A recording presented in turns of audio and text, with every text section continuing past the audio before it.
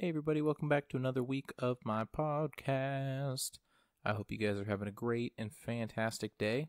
And before we jump into it, I just want to give another shout out to, you guessed it, Haven Cottage Investments. Haven Cottage Investments. You know, these people, they know what they're doing. You know how many times I've said that they know what they're doing? Too many times. It's true. They know what they're doing. All right, any investments, any property, literally anything and everything that has to deal with real estate, just give them a call. They know what they're doing. All right, all the information is down in the description. Go ahead, check them out. Give them a second. Give them a moment of your time and see what they can do for you. All right, everybody, without further ado, here's the episode.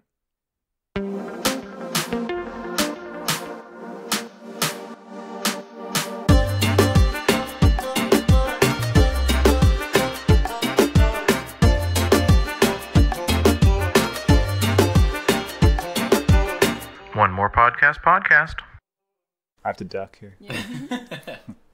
And welcome back to the One More Podcast. I am with some really horrible people. Just, in fact, the worst people in the entire world. Actually, the last episode that we did was pretty well received. So, good. Apparently, people like bad people. So, if you guys want to go ahead and introduce yourselves to everyone. Sure. I am Itai. And Shelly. All right. Awesome. So, we're going to jump into it. Nothing special. No movie reviews. No advice. Actually, do you want to make this an advice podcast? Yeah. Sure. All right. Let's. Perfect. Because I know you said that you were wanting to do. Super down. All right. So we're throwing myself for a loop here. We're doing an audible, like literally, as of. We can maybe mix in some topics here and now and then to give it a break. But love it. Generally, we go on r/advice, and these are current, even 10 seconds ago, 1 minute ago. And we'll start off pretty simple. You guys ready? This is like love letters to Kelly from Kiss FM. What is that? Yeah, I've never heard of that. No. Love letters to Kelly. Kid Craddock in the morning. Kelly Raspberry. People write. Love letter? No, sorry. It's called Love Letters to Kelly, but people write for advice, and she gives them advice on, and it's people in the Dallas area. Delilah. Yeah, sure, but she's on 103.7. All right. Okay, so Over my head. This is Love Letters to Shelly. Wait, you don't know Delilah? No, I don't. From 103.7? No. No, the radio talk show. She was like 103.7. super famous back when we were growing up. I know Car Talk on 92.5. No. This is like way Bo and older. Jim in the morning. Yeah. That's the only people that I listen to. So. Okay, no, this fair was enough. like what before 103.7 took its like roller coaster of whatever kind of music they play nowadays. Oh, really? Yeah. Oh, okay. They switched around. They were like a lot. light rock and... They were light rock, and then they rock. switched, and then they were like Amp 103.7, which was like a 106.1 Kiss FM type thing, and now they're like, I don't know what they're called, but they're basically the Edge. So now they're playing weird, eclectic 90s alternative. Oh, okay. All right. Have you guys ever listened to 104.9? No. That's our... the Spanish station? No, it's our Indian station. Oh. It's pretty awesome. I knew we were going ethnic. I just didn't know how ethnic. All right. So here's the question. Okay. All right. So we're gonna have a title, and then I'll read the small little paragraph. And generally they can be really long, but I'll filter through the short ones. So, please help. I need help with this girl. Hold on. Where's this coming from? First of all, r/Reddit. We're on. Reddit. Reddit. Okay, got it. r/Reddit. r/advice. Reddit/advice. I guess. All right. Me and her talking. Flirting a little. She's going deer hunting. I told her, I bet you don't get anything. She says, haha, we'll see. I told her, okay, I'm throwing down 50 cents. She says, okay, is it that bad? And I need help with a message back. Is it I'm that lost. bad? I have no idea. What's bad? I don't even know what they're talking about. Throwing down 50 cents for what? For her to catch a deer. For her to catch a deer. Or kill a deer. They're betting? Yeah, I guess. So he's in this girl. I'm assuming he likes this girl, and they're 50 texting cents back and forth. How old are these people? Like third grade? I have no idea. What is that, like ice cream Probably at lunch? I think generally the consensus is that a lot of these are high schoolers. Okay. So okay. Well, first let's take a step back. Do you guys usually text a lot? Do you guys do some texting? Yeah, of course. Yeah. Of course. Yeah. Yeah. Of course. Yeah. Oh, well, like what about calling and stuff? Yeah, But I still like calling too. Yeah, I called. Okay. Sometimes. All right. So then, what would you say? So you're in a bet with your prospective other, and what are you gonna say? How are you gonna smooth this through? I I'm still confused on what the problem is. Yeah, what does he need? So he wants to throw down 50 cents, which is fine. Sure. And so, but is she taking the bet? Yeah. Is she not taking the bet? It sounds like she's taking the bet. Okay, so she better kill that deer and get the 50 cents. What's the problem here? Well, he doesn't know what to say. He's mentally retarded when it comes to talking to women, I guess, is the best response. Wish her good luck. Okay. And keep 50 cents just in case she wins. Okay. And ask for a picture of the deer when it's dead. Right. There you go. Oh, we need proof. Proof is good. Yeah. Proof is good. Okay. That's about it? So good. Boom. Good luck. Yeah, good luck. And That's it. I really hope this guy has 50 cents. Good. All right. Next one. See, it can be either just really stupid like that or... Are these real? These can't even be real. Yeah. You see, we've had these conversations. I'm going on faith that they're all real. So. All right. Okay. All right. I need advice, period. First of all, I'm a female out of the closet bisexually. Recently, I've been feeling like an outcast in my own friend group because of this. I think some of my female friends feel uncomfortable when I'm being too close to them. It is sad because I would take advantage of our friendship I wouldn't take advantage of our friendship in a million years. What should I do about this? Itai, you were doing something. I was reading. I saw like body shaking. So what was going on? I was itching. Oh yeah, you were itching. Uh-huh. All right. So I mean, what would you guys do? Shelly, you handle this one. Oh my gosh. All right, Shelly. Do you have any bisexual friends? I don't think so. Oh, or no openly then? No, none openly.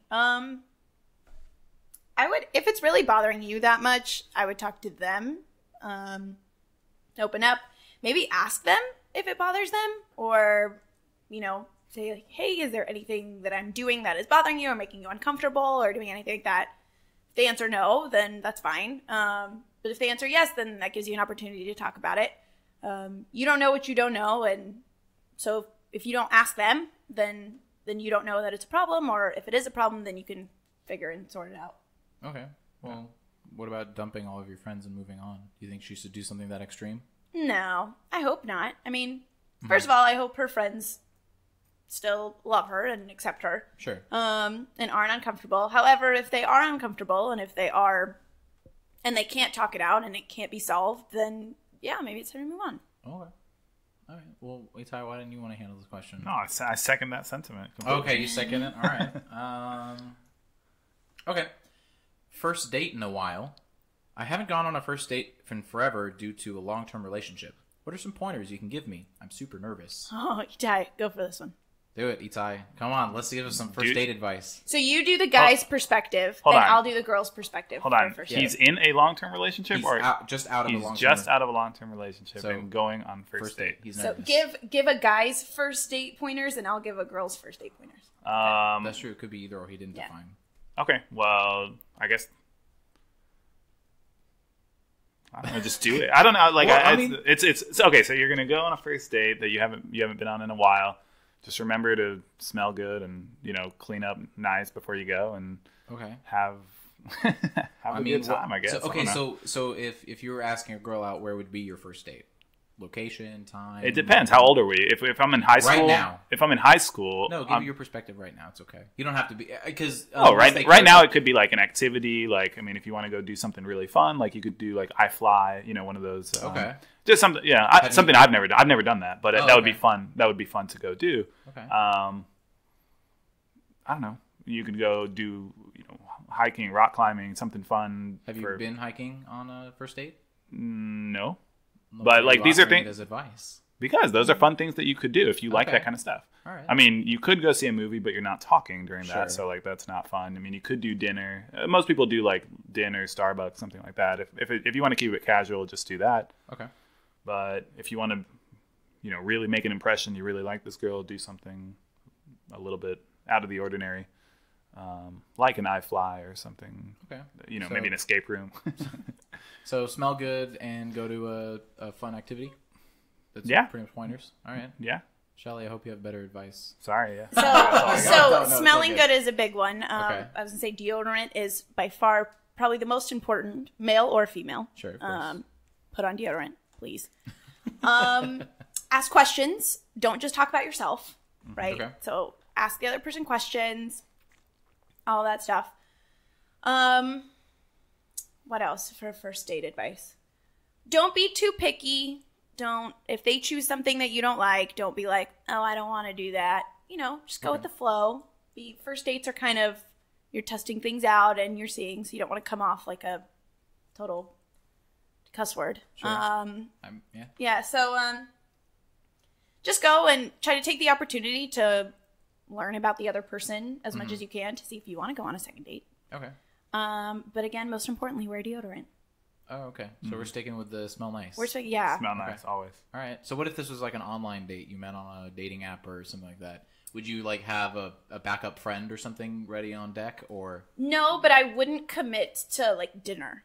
Like if you were to meet somebody online, then you definitely do coffee or a drink. Like you don't commit to dinner, because then if it's terrible within the first 10 minutes, you don't have to sit through a meal with them. Well, I mean, you can just have a cup of coffee. Oh my gosh, this was so great. I have to run. And then you leave and never talk to them again. That's actually really smart. So why can't you just dip during dinner? If it was really horrible, then... That's rude. Because that's just mean, in my opinion. Actually... What if the guy's a real asshole? And he's let me tell you, my coworker was telling us a story today. All so right. he is like a gentleman of a gentleman. He's what you would like the typical Texas... Sure. Military... Hunky-dory. Yeah. And he was saying that he was going on this date with this girl before he was married. Now he's married and he's got kids. But he was going on this date with this girl. And... he was like, okay, we're going to dinner and I'll pick you up at this time. And it was all very, set and planned, whatever. Shows up to dinner and she gets a phone. She puts her phone on the table, which he hates, first of all. She picks up the phone because somebody calls her. So he's like, okay. And he just sits there and she's just like chatting on the phone while he's at dinner. Wow, okay. They're like, okay. Anyway, she puts it down. He's kind of like, okay. And he says in his head, well, if this happens one more time, I'm just going to leave. Like, this is not going to happen. So they order an appetizer, or they're well throughout their dinner date. Sure. And it happens again. She picks up the phone. She's like chatting through dinner. He excuses himself to the restroom and leaves. Doesn't pay, doesn't do anything. He was just like, if you are rude enough to pick up your phone twice at dinner while I'm talking to you and not say, hey, sorry, I'm busy, or say, okay, I'll call that person later. Like, she was like chatting it up, being like, hey, what's going on, blah, blah, according to his story. Okay. And he just straight up went to the bathroom and left. I think that's okay. So that's okay. Or do you not think that's okay? Because it sounds like a pretty... I think he should have asked her maybe to... not take the phone call, or been like, hey, like, was that something important? Like, do you need to go somewhere? Was that phone call, kind of like hinting at like a, hey, was that an important phone call or was that not an important phone call? Sure.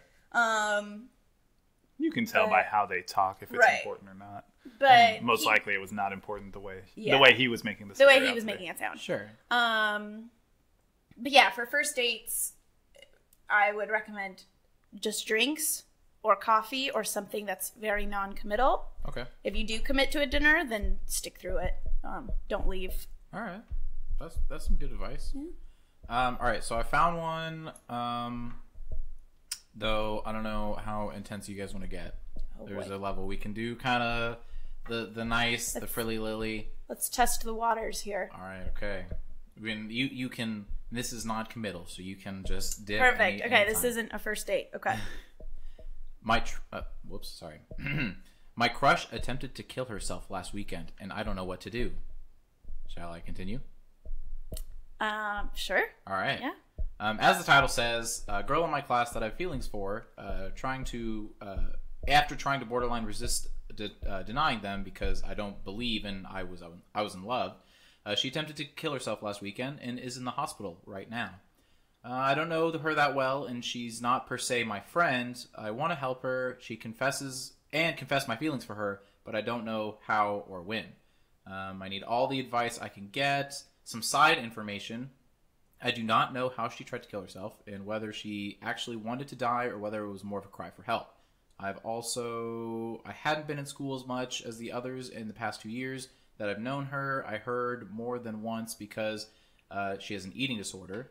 Blah, blah, blah, blah. All right. Yeah. Thanks for reading, and I appreciate any advice. Itai, you don't want to do it? You don't want to tackle this? No, we can tackle it. I mean... no, it's totally okay. Address his problem, not her problem. No, yeah, for him, obviously, I think that we don't have to talk about. No, we can talk about it. I mean, it's fine. All right. He's in a tough spot, obviously. Sure. If it were me, I would not. I mean, definitely do not be professing any feelings or anything. She's not in a place right now where she can, accept that kind of stuff. And if she does, accept anything, it would just be because she's so vulnerable at this time, not because she actually wants to. She just needs a shoulder to. I mean, she's in a messed up place right now, obviously. Sure. So you don't. I feel like you're trying to hold yourself back from saying something wrong. Just go for it. No, I mean, I would just drop the whole thing. I mean, but it's easier said than done. I know when you're in high school and you got feelings for somebody, but I would run. Okay, all right. I mean, that's just my honest opinion. No, I understand. I mean, it's really intense to commit yourself to someone that. Yeah, I mean, you can be there. You can stay. You can be a friend. You can do those things. But I would not try to get involved with somebody like that. All right, Shelly. Right. So piggybacking off of that, kind of, not that I've been out of high school for too long, but only like a year, give or take. Only a year or 7 or 8. But I don't know. It sounded like he threw the word love in there, and then also threw the fact that he doesn't really know her in there, and so that's a little bit bothersome for me. So my advice to him, whoever you are, just take a chill pill. It's not the end of the world, with this girl. And I would also recommend not saying anything at this point. She is in a very vulnerable state. Be there. If you're able to visit her, that's great. Be there to support her. But okay, so actually try and communicate while she's still in the hospital? Yeah, I mean, if you want to be there as a friend, I feel like that's not an issue. However, using that for expressing your feelings for her, your quote-unquote love for her, definitely not the right time. Okay. Yeah, if it's too hard for you to not to be there for her without trying to mix feelings in with it, just don't do anything. Okay. Yeah. Just kind of put it in the back burner. Yeah. Just for now. Yeah. Okay. Well, speaking of potential love, how can you tell the difference between love and infatuation? Ooh. How old are you? Right now, Itai. Your age. Some man / woman your age was like, "Hey, Itai, how can I tell?" Woman. Well, I mean, I don't know. How would you how would you just? It depends. Like I don't think we can. I think we can expand infatuation to more than like just the sexual part, but like actually like because for me to give a little backstory, I think infatuation kind of it's like you get excited and it's like being around this person, your heart rate starts going up for whatever reason, and you're not necessarily that deep-rooted love. And I mean, I don't know, you can go for hours on really what love means, but kind of just not necessarily just a sexual infatuation, but like you're kind of obsessed with this person. So how would you tell the difference?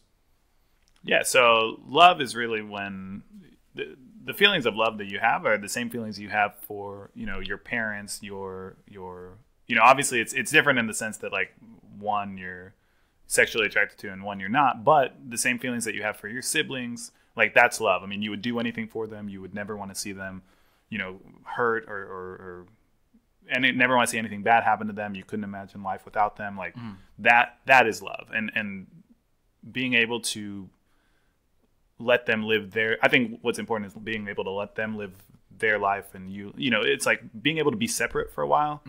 That's important to love, and that's something that people that are infatuated with each other don't do as often. Okay. Like they're attached at the hip. They're always want to be around each other, and that feeling might fade. That feeling will fade, but love doesn't fade. You don't think you can keep the candle burning in a relationship? No, kettle can keep burning, but that's something that takes work. But the feeling that you always have to be together, and your heart rate going up and all that stuff, that's something that fades over time. Like, sure. 20 years, 30 years into a marriage, you're not going to have those same feelings as you had your first date. Okay. So but your love for that person will only grow because you start depending on that person. Both sides start depending on each other. And yeah, I mean, you basically, you'll do anything for that person. And that's a feeling of love as opposed to infatuation. Okay. That was really well said. So further on that, I think love comes into play during the hard times. So, you can be infatuated with somebody and things can be perfect, and then all of a sudden you get into a fight and you realize that you have nothing in common and you can't fight well or you can't disagree well, and then you just end things and that's it. That's when you know that the love isn't there. If you can work through problems, if you can fight well. If you want, I'm sorry to interrupt, but if you want to work through problems, right. I think that's a big part of it too. Right. Not just have the other person do things for you. Anyway, keep going. Yeah. No, but that's true. So if you're able to work through those situations and work through the hard times and work through the times where your heart rate might not be racing when you see that person, and you might actually want to spend some time alone, and you need to take not a break, but you need to take a breath of fresh air. You need to do something. Being able to do that and still care for the person and still I think that's more where love is seated. Okay. So then, real quick, do you guys think that you can be in love with someone that you're not really compatible with? Or does compatibility and love go hand in hand? No, I think you can be in love with somebody you're not compatible with, but it makes it harder to stay together. But I think you can love people that you're not fully compatible with. I mean, opposites attract. Compatible in what way? Yeah. Like similar interests and values and stuff like that. Values maybe not, but if you're talking about just like somebody of a different faith or somebody of a different, yes, you can definitely be in love with somebody of a different faith. What's that percentage? I always say you probably have to be at least 50%. Because it's not 50% what? Compatible. Like, you don't share 100% similar interests and stuff like that, but as you have to find some kind of common ground, or what's the relationship then? So, or are you saying you can be zero? No, I don't think anybody can be zero. I can't be infatuated with, somebody, or I can't be in love with somebody who's like, complete opposite of me. Okay. But a murderer. Yeah, I mean, yeah. I'm just saying. That is the opposite like real of me. opposite of you, and I don't know if that can happen. that wouldn't happen. But I would probably say somewhere between 30%. If I had to put a number on it, 30. As long as it's like the base values, she doesn't have to share my interests in, she doesn't have to have ever played piano or done karate or, played basketball or care about sports or, for me to fall in love, it doesn't, they haven't even had to share my same faith before, although that would have made it a lot easier. That's true. But so there's a lot of things that can be different as long as those core values are the same. The 30%, I'd say probably is. Okay. Yeah. So I kind of agree. I think that it's a set of values that you look for, and everything else can kind of work itself out, in my opinion. So, but there are things that really you can't. There are things that you're not willing to compromise. Sorry, I was going to say adjust, but that's not the right word. There are things that you maybe aren't willing to compromise on, and I think that that's okay too. And I think that that's healthy to say, you know what? I know that I want these things in my future partner, or I know that I want these other things in the person that I'm seeing. But this set of things right here, I'm willing to compromise, and this, and work with and understand and all that stuff. So. Okay. All right. That's good. All right. Ready for a more intense one again? Yeah, sure. Right. Let's do it. Okay. So he specifically clarifies, I am in high school and my mother is a distracting alcoholic. How do I get her out of the house? I have all of the tools and things I need to succeed during my senior year in high school. My room is perfect. My room is a perfect homework environment, but my mother is very, very violent, volatile, angry, mean, distracting, etc., with any other characteristic of an alcoholic. She doesn't have her license, so she always asks me to drive her places when I need to work on homework. I am very busy, and at these constant anxiety-provoking distractions really cut into my grades / motivation / self-esteem. Also, the anxiety caused by my mother has caused me to be a non-doer when it comes to working. So I have a procrastination issue where I literally don't do anything because I'm stressed, which further perpetuates my stress.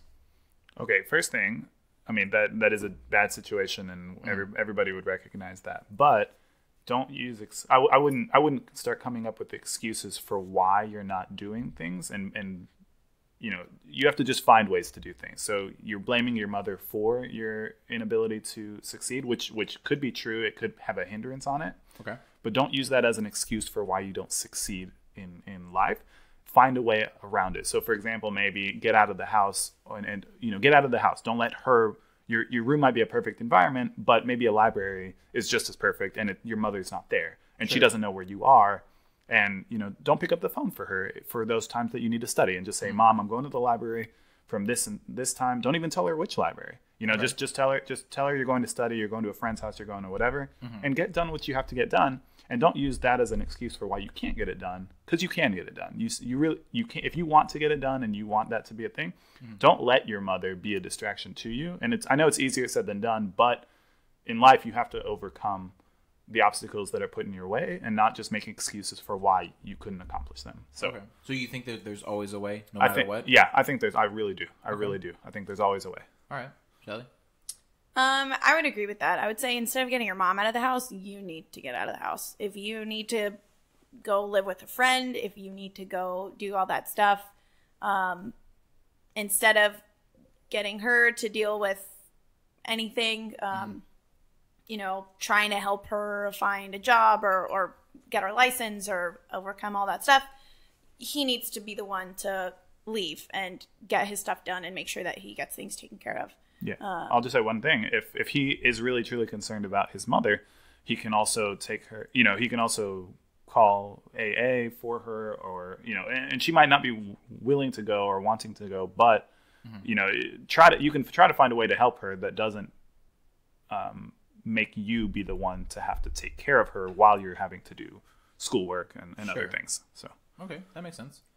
All right. To stick on board with the alcoholics, my dad asked me to help him stop drinking. How should I do that?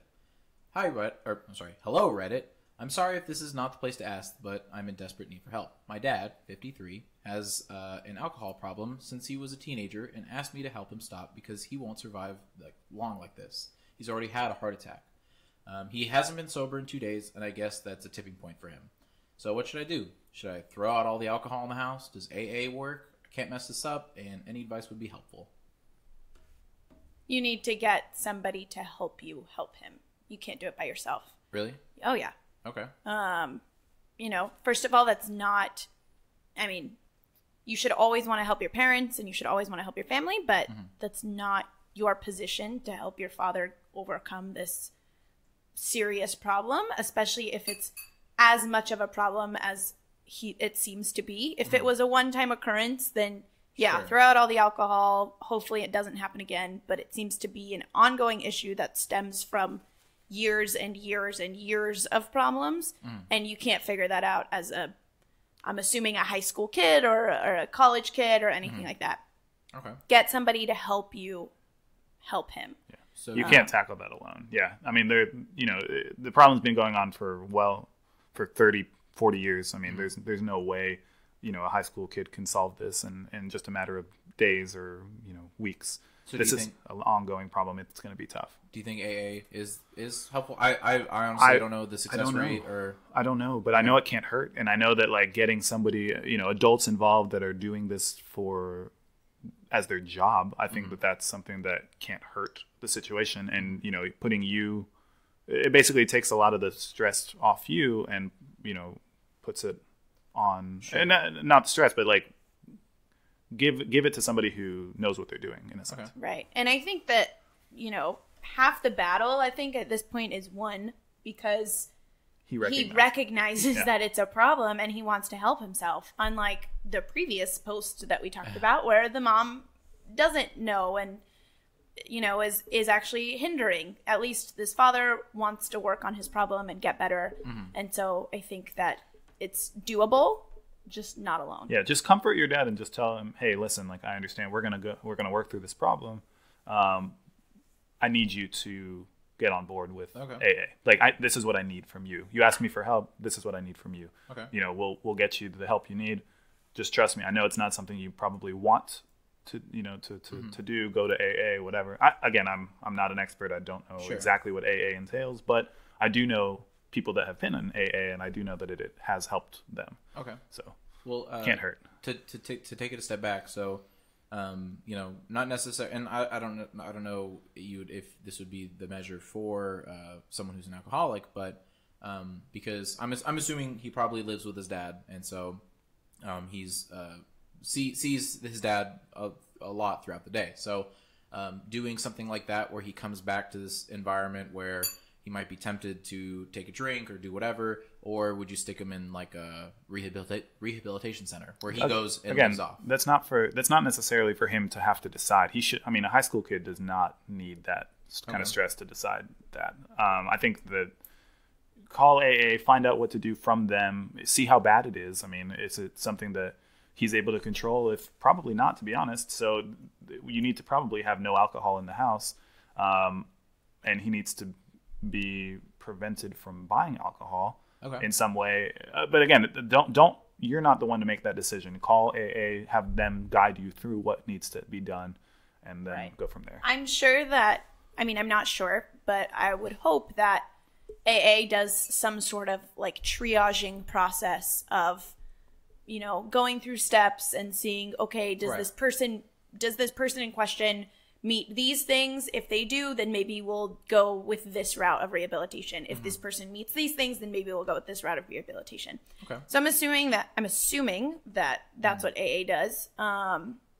So again, if they feel like, you know what, maybe we do need to stick him in a rehabilitation center instead of keeping him at home, then yeah, if they're like, you know what, actually it's fine, you just throw out all the alcohol and keep an eye out and do these things, then I would go with that too. Okay. I think a lot of them, they have like a cleansing, you get sent to a certain place where you're basically watched 24/7, and you basically detox from all the alcohol that you've had, and then I think that goes on for like a week or 2 weeks, and then you're kind of released back into your environment. And I've heard of that happening. Again, I don't know for sure, and I don't know if it's a week or two or maybe a month or 2 months. I don't know, but that's probably, again, it's not for a high school kid to have to decide. Let AA help you with that. Okay, I understand. All right, going into the super less deep part of the world now. Is he blowing me off? So I was on an online dating site, and I met this guy on it, and we had like 3 dates, then we had sex, and he's a bit older than I am. We had sex on Saturday, and I messaged him Monday and Tuesday. On Tuesday, which was yesterday, he wasn't feeling too well and had to work, but he'd probably be into it if I invited him to drinks. Is he blowing me off, or am I overreacting? So, okay, doesn't sound like he's responding to messages, and she thinks that if she incites him with something else, not just to hang out, he might be up for it. 100% blowing you off. Oh, okay, yep, wow. 100% blowing you off. The fact that I don't know how long you guys have been talking, but the fact that you had sex with him. That's it? Mission accomplished? Well, I mean, for a lot of guys, yeah. I mean, it depends. Wow, how dare you just categorize all men into just sex fiends. I'm just letting you know, like, if you give it up that easily, then it's something that, he feels like it's done. That's yeah. So sorry, lady. You are 100% getting blown off. You can go out for drinks with him, and that's fine, but it's just know that the expectation afterwards will probably be more sex and then probably no texting. So depends on where you want to go and what you want to accomplish with this guy. But if you're looking for your mate, he is not the one. Yeah. Right. Not the one. Boom. Done. Simple. Next one. I can't stop thinking of what other people think of me. It's destroying me. Why would someone think of me this way? Edit. This is, I guess, after he posted this. Edit. I think about this way too much. It's canceling out my relationships with people. So this person is overly obsessed. How do you handle not... I mean, it just depends on what you're afraid of. Like, I mean, are you afraid that people are not going to... Like, do you feel like they're saying something behind your back? Do you feel like I think what he's trying to say, and I mean, sure, we'll just say what he's trying to say is... We'll assume. The way he acts around people, the way his choices, the decisions he has, it's all based on whether or not people are going to judge him and think less of him. I'm assuming, or that's just what comes to mind first. So, right. How do you deal with people being independent and not molding your opinions and views based on what people think? I mean, I think a lot of people go through this. At some point, you do have to learn that like you are who you are. And if, for example, for me, I never really liked, clubbing or partying, but I knew that if I did go, there were times where I did go out and you go out with friends and have a good time sometimes, but I knew that was not who I was. So people had to get used to, I basically just stopped doing it. And the friends that stuck around, those are the ones that I'm still friends with. And those are, I mean, yeah, to be fallout, whatever. Yeah. And if it really does cause that much of a fallout, then are they really your friends to begin with? I mean, you have to kind of ask yourself this question. So True. Like, are you in it to just be accepted socially by acquaintances, and just hang out with some people? Or are you in it, do you want friends out of this? I think your psyche will be saved if you just kind of, it sounds so cliche, but just be yourself, and then whoever accepts you for it, and make friends that are like you instead of trying to please everybody else. Okay. Shelly, do you have anything else? So yeah, I agree with that. I think that, in my opinion, this stems more from like a self-confidence issue. Okay, true. And, the fact that you don't want to make other people upset based off of your actions and things like that. I think that there's one thing with making people feel comfortable or anything like that. So kind of, this is where, even though we're siblings, we kind of differ a little bit.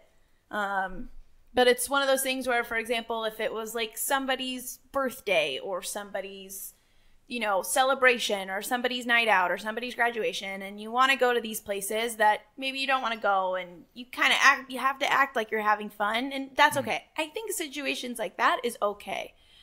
It's when you do it all the time that becomes a problem. So there are times where I don't want to go out or I don't want to do these things. Sure. But I go out because it's my friend's birthday, or I go out because it's coworkers are in town and they're, from across the world, and they come over and like, I'm like, okay, well, yeah, I'm going to go out and pretend like I'm having fun and doing all this stuff.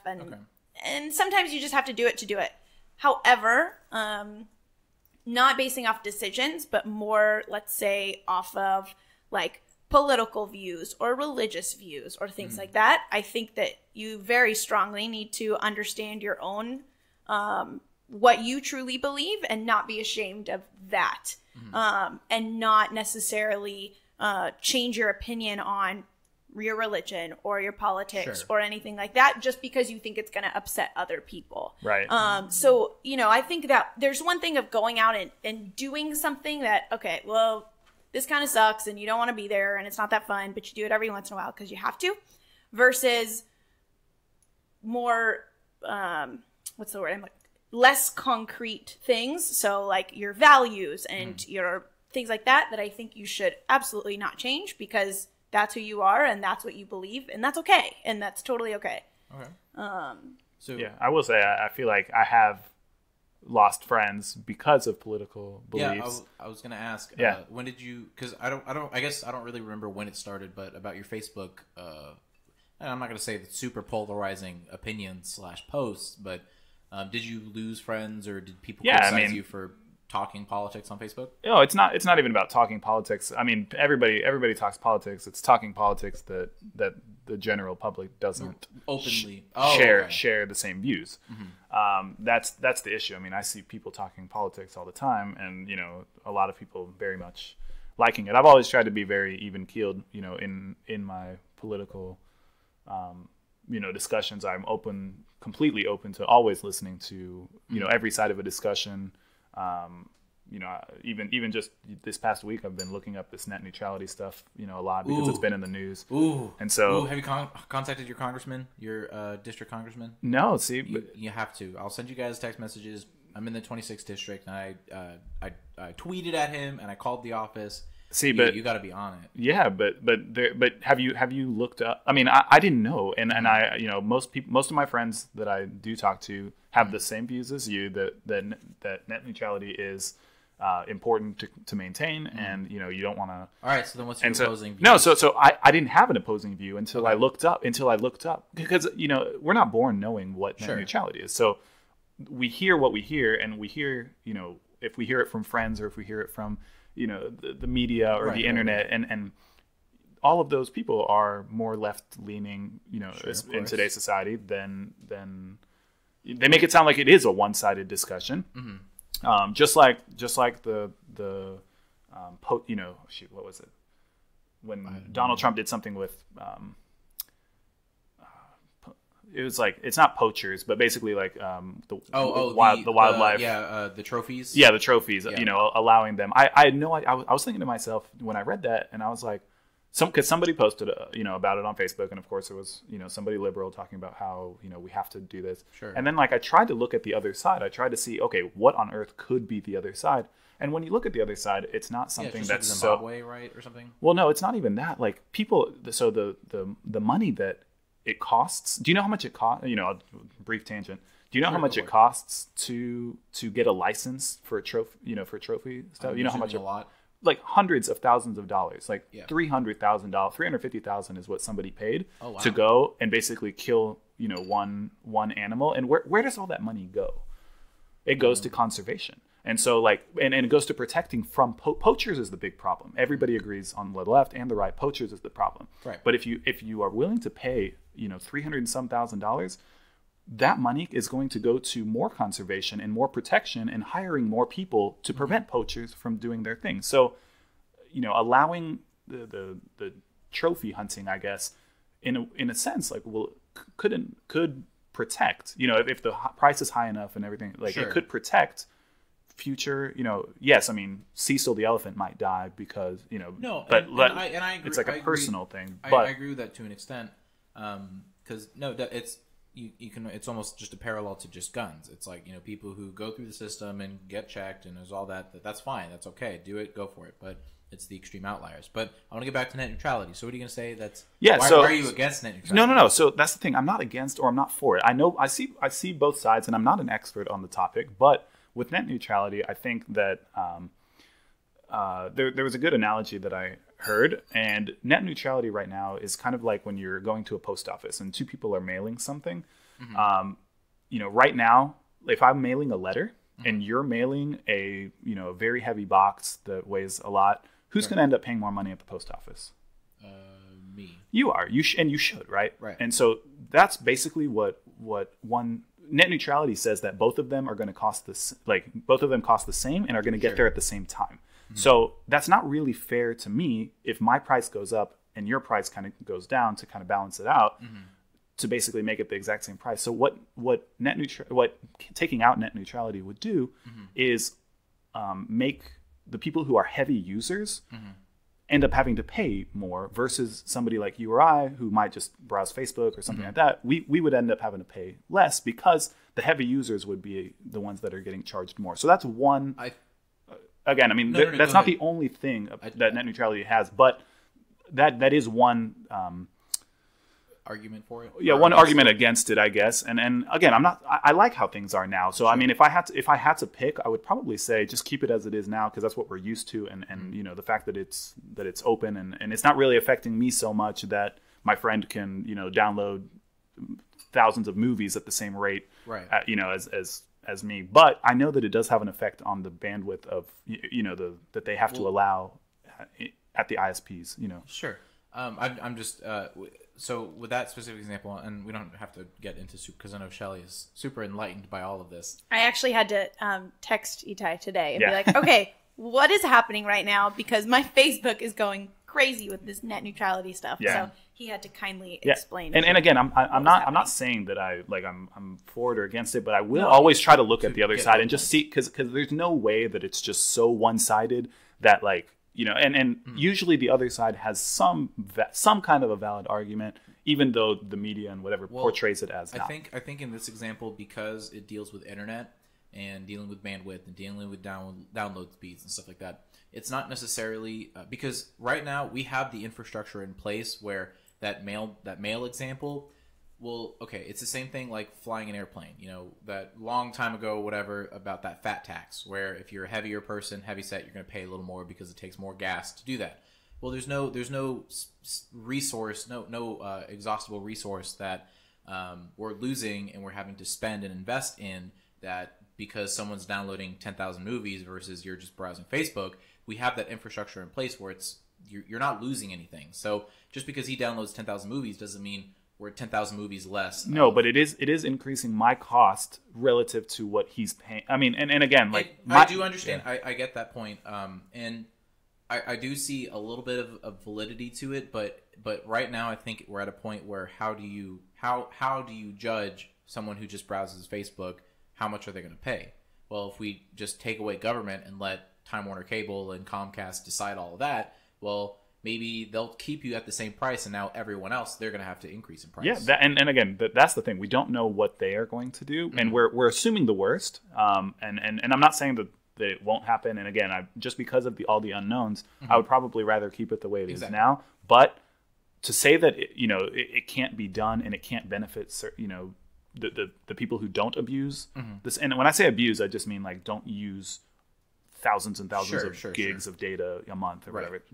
Maybe I'll use like 5 gig, 10 gigs, 20 gigs, whatever. But there's people that use that in a day, and so like I know that is a bigger cost to the ISPs. And also one other thing, because if they do end up taking out net neutrality, it gives way for smaller ISPs to come up as well. Because right now only the monopolies are able to handle. How would allowing Comcast to charge whatever they want and doing whatever, because then they'll lose customers if like a different ISP comes up and says, hey, for those moderate users, we don't have the bandwidth to support the streamers that are downloading and uploading thousands of gigs of data, but for that moderate user, we can get you a really good price if you come with us. We don't have all the system and the bandwidth to support everybody, but we can support those small to moderate users. So maybe we'll cap you at 50 gig a month or something. I'm just making this up. No, I understand. But like maybe we'll cap you at 50 gig a month. Leave Comcast, leave Time Warner Cable, leave AT&T. Come to us. You'll get a better rate. You'll get reliable internet. And that basically allows them to be able to compete with those big guys, and so a little bit more market. And I understand that, but that I feel like that would really only apply in the heavily dense areas. So what about in middle of podunk nowhere where only have AT&T? That's true, and it's not worth the smaller guys to have to invest in the infrastructure to set that up. Well, it depends on how many people are in the network or in your area. Well, exactly. So it's like, there are parts in this world where AT&T is the only thing available. Yeah, but if it's cheap enough, you could get not AT&T, you could get a different internet service provider, because AT&T wouldn't be there either if it was. No, because that's since they have the money and they have the customer base, they have the they have the money to extend and reach across the nation. So because they will reach in the middle of somewhere out in the nowhere of Oklahoma, they'll reach that. But here comes middleman, small ISP provider. Well, it's not worth their interest to go into Oklahoma because they're losing money on that. So they're going to stay in the Metroplex or something and make money there. Yeah, and you're right. I mean, it might Joe be Schmo is now having to pay way more or whatever. I mean, who knows what's going to happen? But maybe Joe Schmo doesn't use the internet as often as, and who's to say that his rate will go up? Again, we're assuming that they are. We're assuming that all the big ISPs right now are completely evil, and they're and I'm not saying that they're not, but I'm not saying that they are either. And so if net neutrality does go away, I'm not going to say that it's the end of the world. But if I had to pick, I would prefer it just to stay, just because of fear of the unknown. Because I don't know, I can't trust for sure that they will do the right thing 100% of the time, and not just price gouge like everybody, but. To say that I'm convinced that that's what's going to happen if net neutrality goes away, no, I'm not convinced. I think also, and just we'll wrap it up real quick because I know, Shelly, you're just dying to answer more questions. No problem. I think the biggest issue is that the chairman wants to just repeal. There's no repeal and replace. It's just let's get rid of it. Let's leave it all up. So I think if they take a second to come up with a different plan and let me ask, who started net neutrality? It was Obama. It was during Obama's administration. So what was going on before the Obama administration? I honestly have no idea. So were we at such a bad place before the Obama administration with the internet? I will say just recently within the Obama administration, our speeds have been like climbing up and getting faster and faster. Like let's see if I can Google it. No, technology is just and that's what I'm saying. Yeah, I mean that's so having like 10 megabits a second was probably something. Not 10, but like, no, I mean seriously, it's I think the standard now that at least like with Spectrum that I have 75 offers, or 100. 75 to 100, and I don't think that was even possible. Well, that's because of technology, not because of they were throttling you. I mean, it's. Oh, I guess that's a different argument to have, but I'd have to do some research and stuff like that. Yeah, I mean, technology was not around then for that. So Google Fiber didn't exist for a long time ago, and there's a lot of things that didn't exist back then. And so, yeah, I mean, they're never going to, just reduce. And I think they just weren't. There weren't these big scary monsters back then. So that's why I don't think there was an issue. But now you have these humongous. I would agree to say it's a monopoly. These giants that can do whatever they want, and I think that's why you're giving them more power because you're preventing the. Anyway, again, I know. It's all good. But I just don't. I want everybody to understand that maybe it's not as one-sided as we think. That's my only. Every time I go into any kind of discussion, that's my whole premise. My premise is to basically be devil's advocate to you, to show you that the other side might have some validity to their argument, and don't just completely shut off just because of political beliefs. That's the only that's a great value to have, and that's great.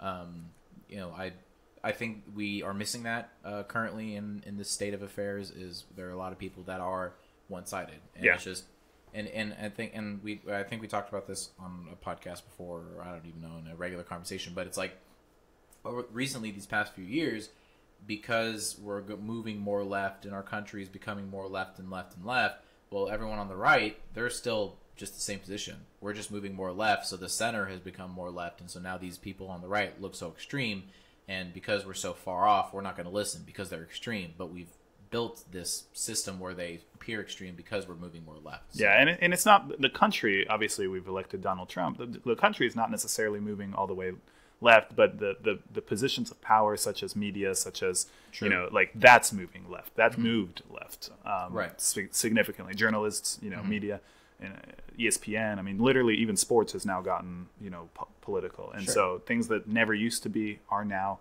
and where you get your information, most of that is left media. So, all right, ready for the next question? Ready. All right, yes. Awesome. Okay, Shelly, you can take this. All right. To relocate and take the dream job, or sacrifice relationship, or I guess it should say to take the dream job and sacrifice the relationship, or keep the relationship. I recently got offered my dream job, but it required moving to Texas. Currently lives in California. Got to do it. You have to. Texas. You got to move here. Same. I moved out to California a couple years ago with my boyfriend. We were both recently grads, and I got offered a job first, so we moved together. It took my boyfriend a while, but eventually he found an amazing job at his field. Fast forward a couple years, and I realized that I completely hate my job. I come home, and I wonder if I will be trapped in this career path forever. Long story short, I've applied to my dream job in another state, and it turns out I was offered the job. While I'm completely ecstatic, I also feel like I don't know what decision to make. My boyfriend has his dream job here in California, but I don't know if I'll ever get an opportunity like this again. I could take the job of my dreams, but that would mean potentially sacrificing my relationship. My boyfriend says he would look for jobs out there, but nothing is guaranteed. Also, I don't know if I want to be responsible for taking away his dream job in replacement of mine. Relocating would mean I would need to live alone in a city where I have no connections, but another thing I have been considering is the cost of living. While I love California, my boyfriend and I have agreed that it's not what we want to settle because of this, the cost of living. So this move would make sense for both of us in the long run. Has anyone ever went through something similar? If so, what were the outcomes? Was it worth it? Blah, blah, blah, blah, blah. Please help. Take that job, girl. Wow, really? Oh, yeah. Okay. One, I have a very close couple friend. They're engaged. Mm-hmm. He lives in Dallas, and she lives in Austin.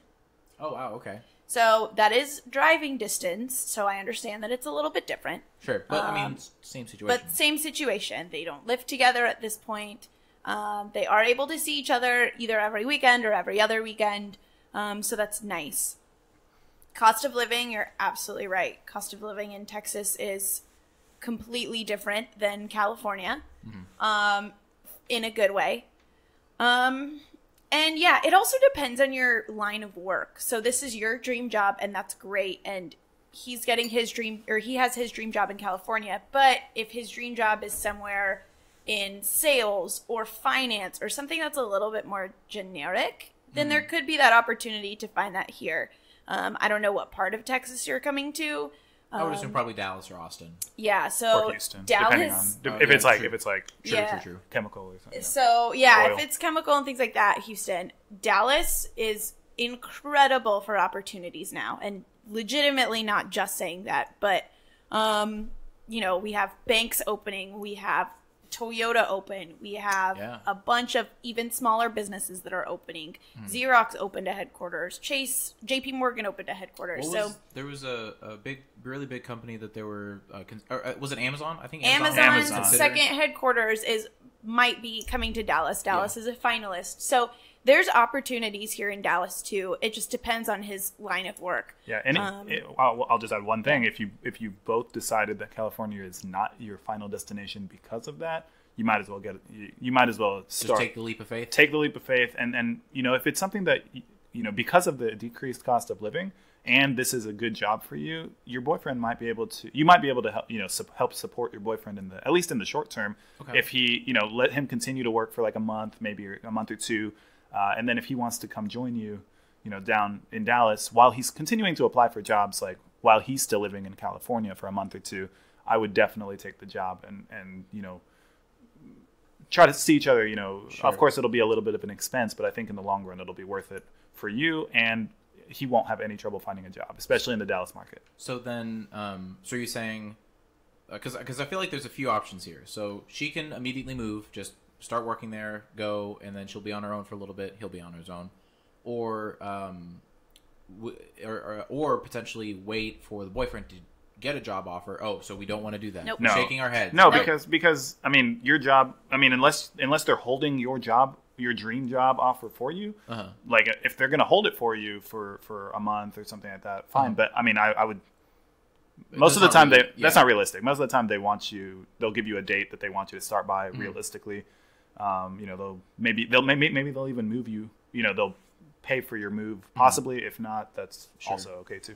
But yeah, I think that's important to kind of clarify. Because if the cost of living and finding a place and stuff like that would be way even better. And do you think the boyfriend should quit his job and then find a job there, or wait until he has a job offer to come back? Not necessarily wait, but maybe I'd give it a little bit more time. And then help him.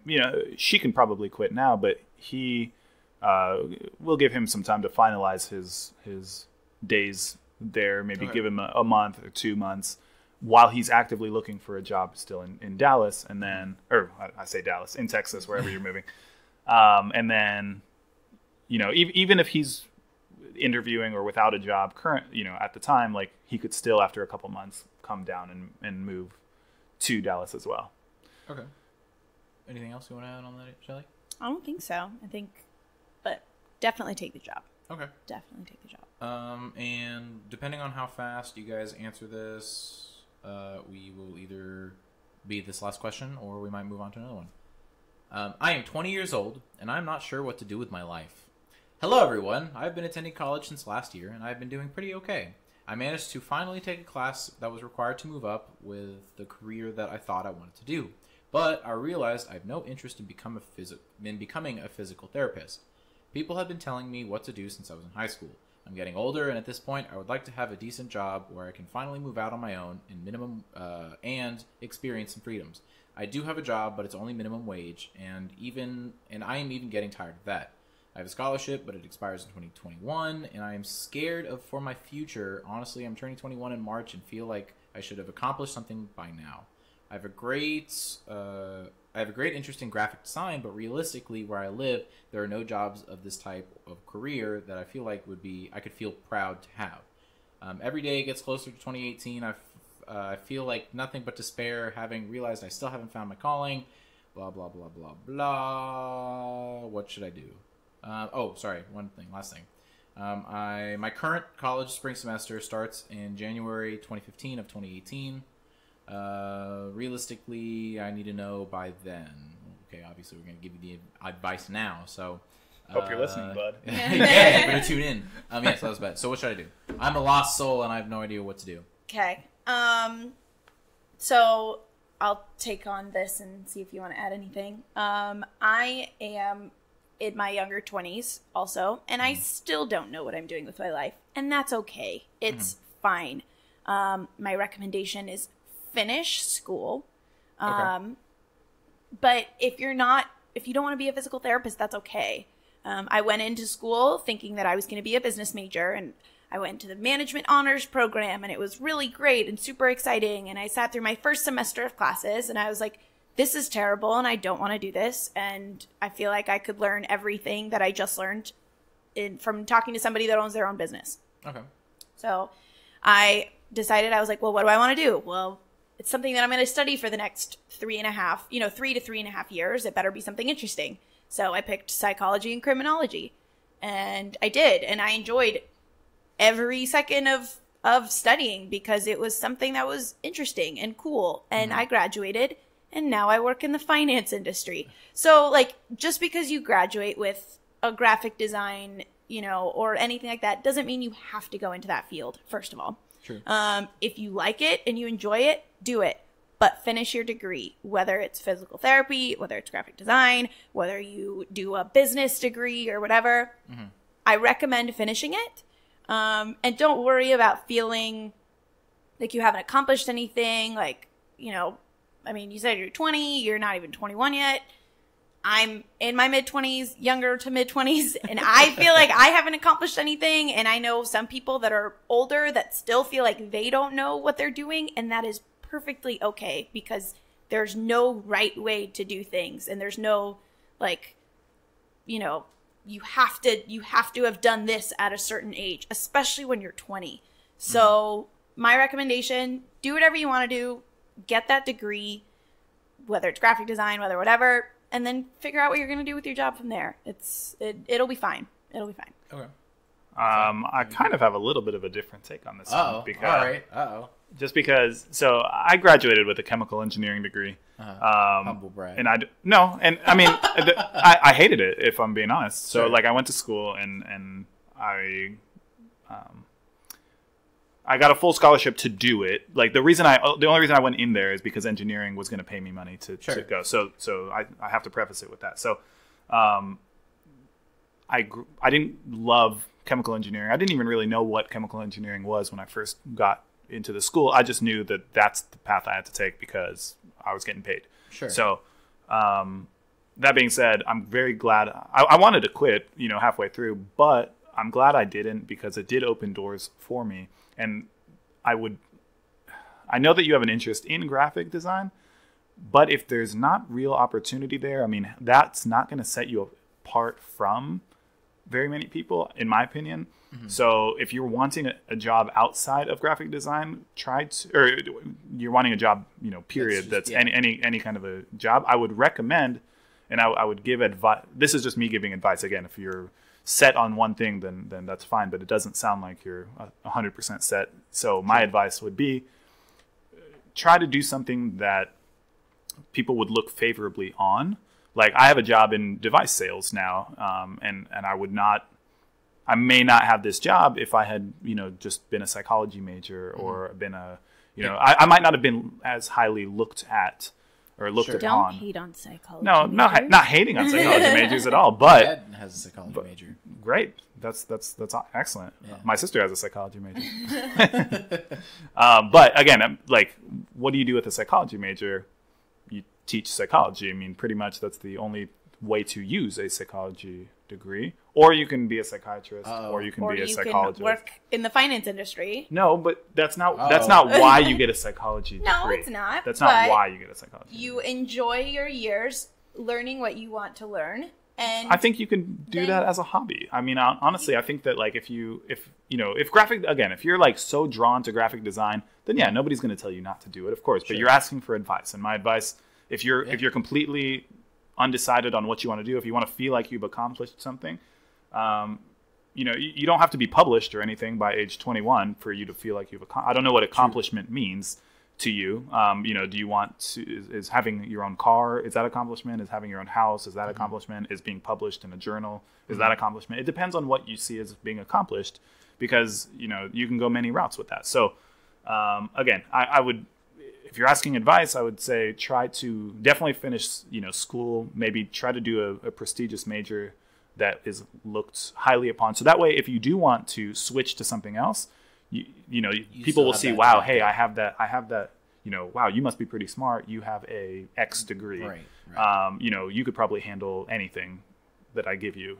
So again, it's mostly just for your future employer's sake, not even for your own. But I think it opens doors for you because you'll be able to do more things with a degree in the high sciences or something like that. Sure. So just really cast your net as wide as you can. Yeah. And then figure it out from there. Yeah. Okay. All right. And then we're just going to do quick. This is just a one sentence. How do I meet new people?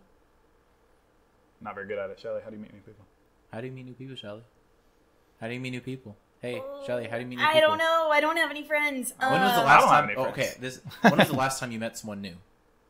Through friends of friends, actually. That's not a bad way. I should clarify how long ago. Sorry.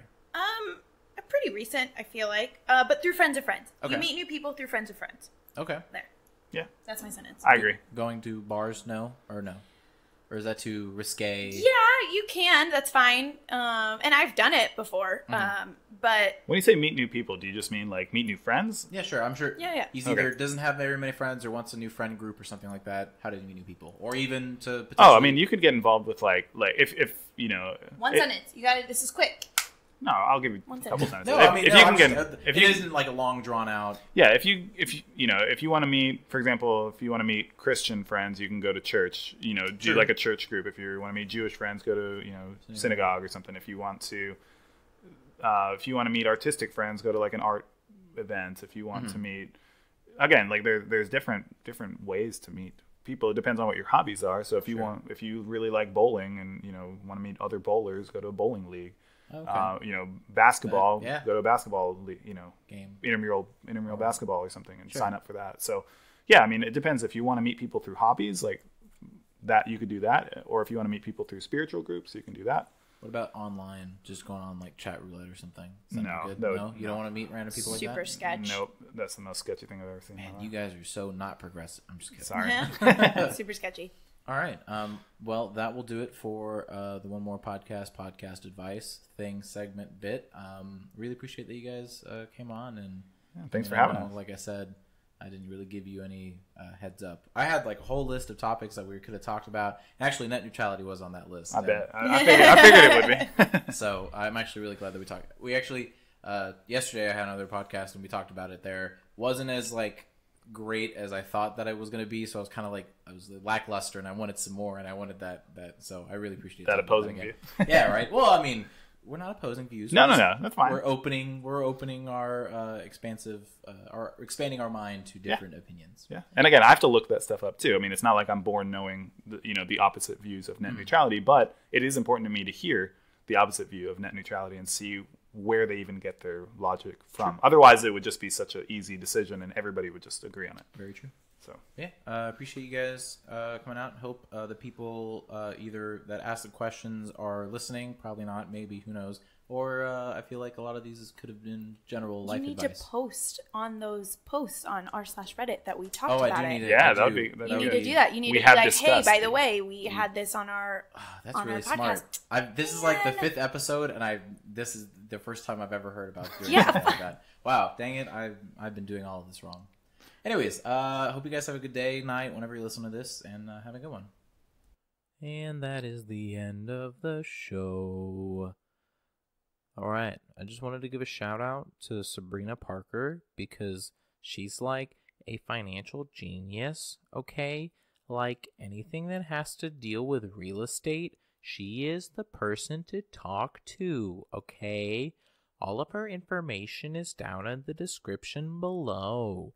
You need to give her a call, a email, a gift, a basket of money. Actually, give me a basket of money.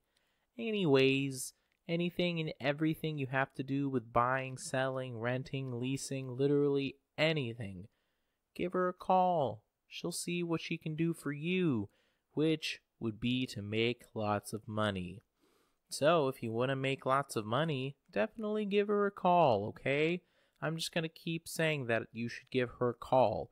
What am I going to do next episode? Tell you to give her a call. Okay, bye-bye now. Hi, We'll be back to your special movie full of Monty in just a moment. But first, have we got a deal for you?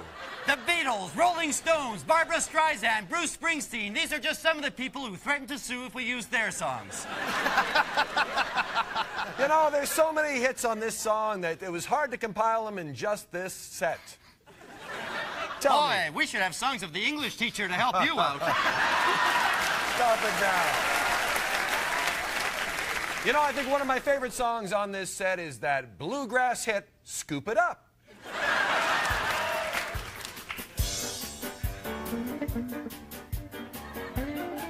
Oh, I had me a doggy and dog was super, but he pooped on the lawn, so you poop scooper, and I had to scoop up all his duty. Because every day that he would go on, and he went on in the neighbor's lawn, and I would have to spank his doggy booty.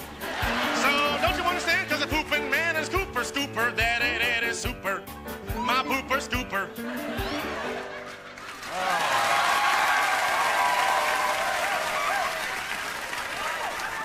What are you doing? My wife and I played that song at our wedding. The marriage only lasted a week. You know, in the 1970s, when I was in high school, I belonged to a band called the Happy Funk Band. Until an unfortunate typo caused us to be expelled from school. But funk is still very close to my heart. And it brings me great pleasure to introduce this great funk hit. Don't be sniffing there.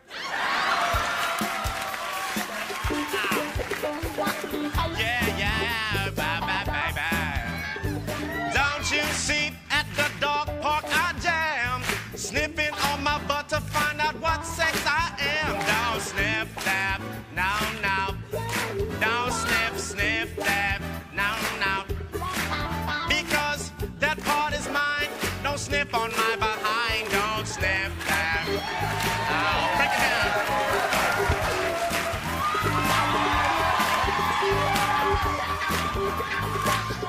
Damn! Don't sniff that. Yeah. Wow.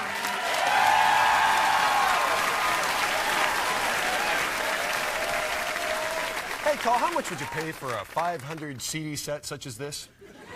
I'm not telling you. You know, Colin, What, Ryan? when I want to get romantic with the third wife, there's only one song that really seems to do it. What would that be? That would be the very romantic Neville Brothers hit, No More Soft Food for You.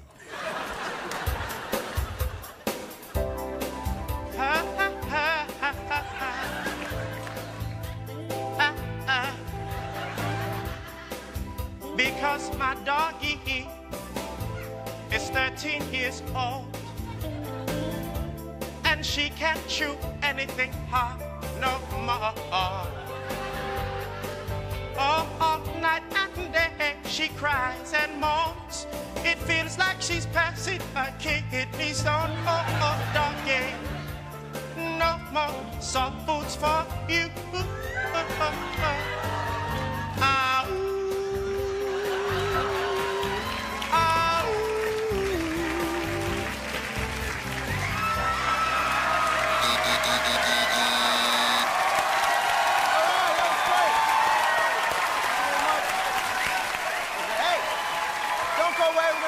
When we come back, the winner gets to do a little something special with me.